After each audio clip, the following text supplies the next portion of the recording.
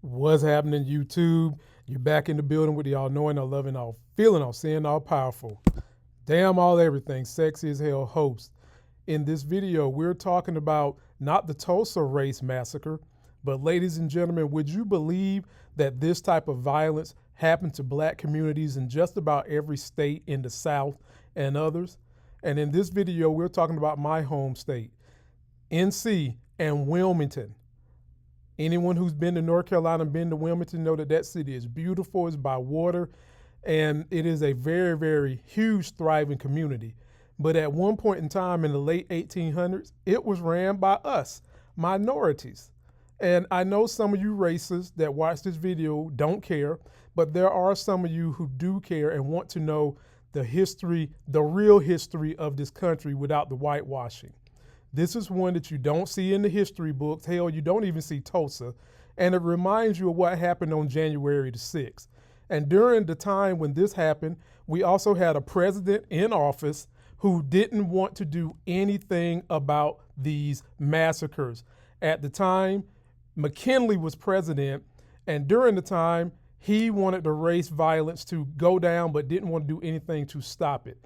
And despite his position, he just went on and let it go. So in this video, I break down what happened.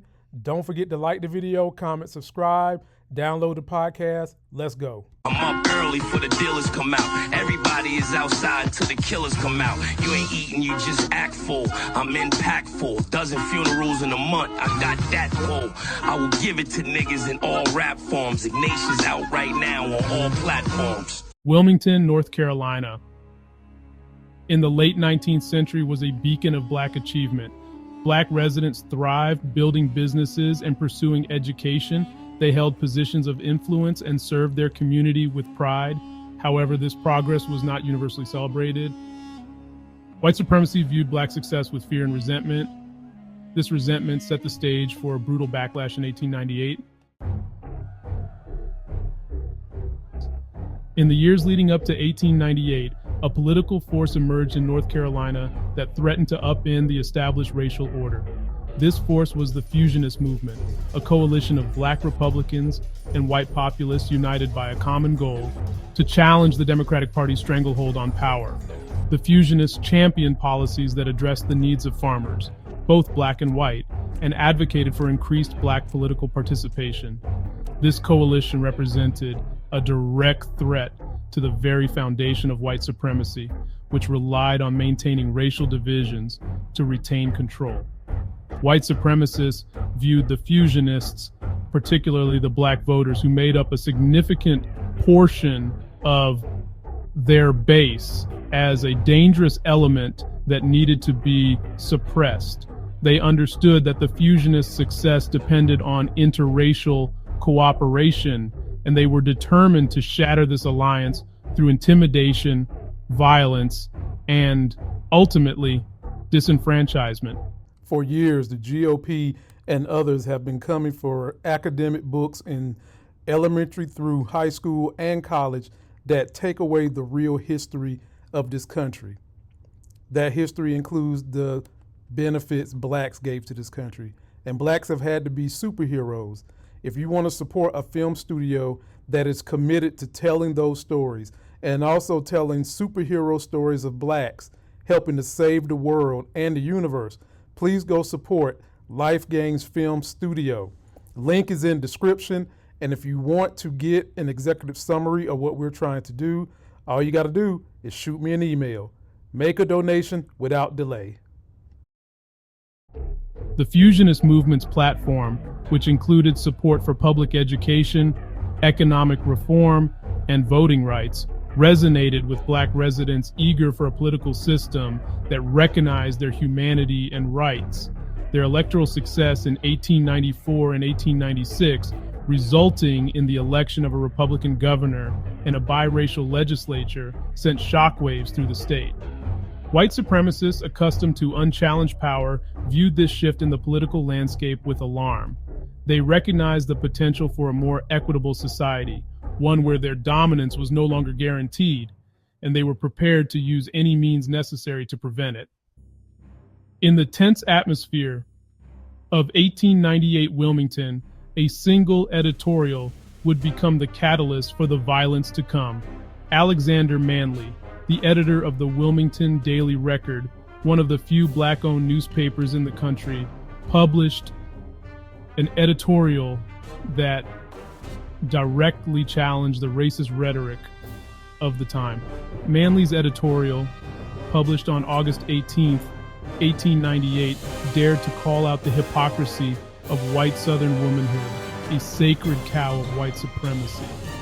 Manly's editorial, while factually accurate, ignited a firestorm of outrage among white supremacists. They seized upon it as evidence of black insolence and aggression, using it to justify their pre-existing plans for violence. The editorial became a rallying cry for white supremacists who used it to incite fear and anger among white citizens. They painted a picture of a black community intent on usurping white power and threatening the sanctity of white womanhood. The morning of November 10th, 1898, dawned with an eerie silence, but soon that silence was shattered by the sounds of gunfire and chaos. White supremacists, armed and organized, descended upon the streets of Wilmington. They targeted black-owned business, homes, and churches, leaving destruction in their wake. Panic ensued as families fled for their lives, seeking refuge wherever they could find it. The violence was ruthless, indiscriminate, and calculated. By the end of the day, dozens of black residents lay dead, their lives brutally cut short. The terror inflicted that day would leave scars that would last for generations.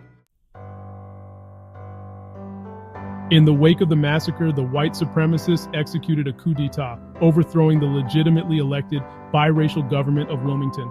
Black leaders were forced to resign at gunpoint, and many were driven out of the city altogether. The new regime swiftly enacted laws to disenfranchise black citizens, ensuring their political power would be permanently diminished. The aftermath of the coup was devastating. Families were torn apart, livelihoods destroyed, and a once thriving black community was left in ruins. The events of 1898 set a precedent for racial violence and intimidation that would echo throughout the South for decades to come. Today, we remember the Wilmington Massacre not just as a tragic chapter in history, but as a call to action. The fight for justice and equality continues, inspired by the resilience and courage of those who came before us. The stories of the victims and survivors remind us of the importance of standing against hate and oppression in all its forms. As we honor their legacy, we recommit ourselves to building a society where such atrocities can never happen again. The struggle for justice is ongoing, but together we can create a future where every person is treated with dignity and respect. For years, the GOP and others have been coming for academic books in elementary through high school and college that take away the real history of this country. That history includes the benefits blacks gave to this country. And blacks have had to be superheroes. If you want to support a film studio that is committed to telling those stories and also telling superhero stories of blacks, helping to save the world and the universe, please go support Life Gains Film Studio. Link is in description. And if you want to get an executive summary of what we're trying to do, all you got to do is shoot me an email. Make a donation without delay. I'm up early for the dealers come out. Everybody is outside till the killers come out. You ain't eating, you just act full. I'm impactful. Dozen funerals in a month. I got that pull. I will give it to niggas in all rap forms. Ignatius out right now on all platforms.